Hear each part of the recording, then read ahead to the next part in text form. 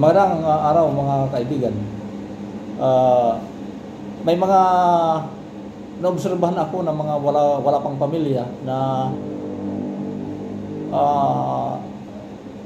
husga na husga sa may mga pamilya, sa kanilang mga nakikita na mga pagkakamali ng may mga pamilya.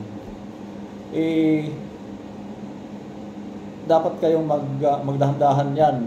Sabi nga, maghinay-hinay dahil hindi pa kayo marunong, hindi pa nyo alam ang iyong magiging pamilya. Lahat ng may mga pamilya ay may mga mali. Ang aking payo ay pag-isipan, paghandaan nyo na lang yung pagpapamilya nyo. May mga panahon, alam ko, atat na atat nga, mga pag-asawa. Wag na wag kayong tutok ng tutok, husga ng mga mali ng may mga pamilya dahil hindi nyo pa alam ang mangyayari, ang magiging sitwasyon kung kayo na ang may magpamilya. So, inaamin ko para sa akin, sa aming mga asawa, hindi kami perfecto. Kung tatanawin nyo lang yung mga mali namin, ay matitisod kayo. Ang payo ko na lang, tutukan nyo yung sarili nyo, yung paghahanda nyo sa pagpapamilya. Tingnan natin, sana maging mas maayos kayo kasi sa amin. Sa aming may mga pamilya, alam ko mayroon kami mga pinagdadaanan, mayroon kami mga imperfections. Hindi kami perfecto. So, yun ang payo ko, mga kapatid, kayo dyan, mga young people na tutukay ng husga kayo ng husga sa may mga pamilya, mga pagkakamali, mga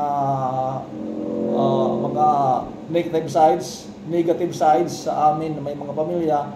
Ulitin ko na isip-isipin nyo na kung kayo magpamilya ay dapat ayusin nyo na lang. Kung mayroon kayong lesson sa amin na may mga pamilya, mayroong mga mali, maging lesson sa inyo na kayo ay maging okay dapat.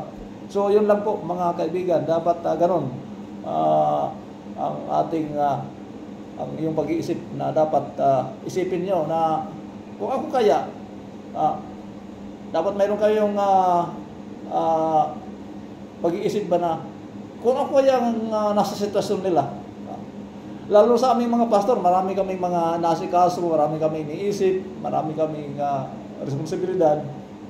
At inaamin namin na mayroon kaming nakakaligtaan, mayroon kaming mga pagkukulang. So, dapat ang lesson sa inyo, kung makakita kayo ng mali sa amin, dapat lesson din sa inyo, isipin nyo, sabihin nyo sa isip nyo na pag ako ang mag-asawa ay ganito ang gagawin ko. Yun. Ay meron din lesson sa aming mga pagkakamali, mga kapatid. So maraming salamat, magandang araw sa inyong lahat.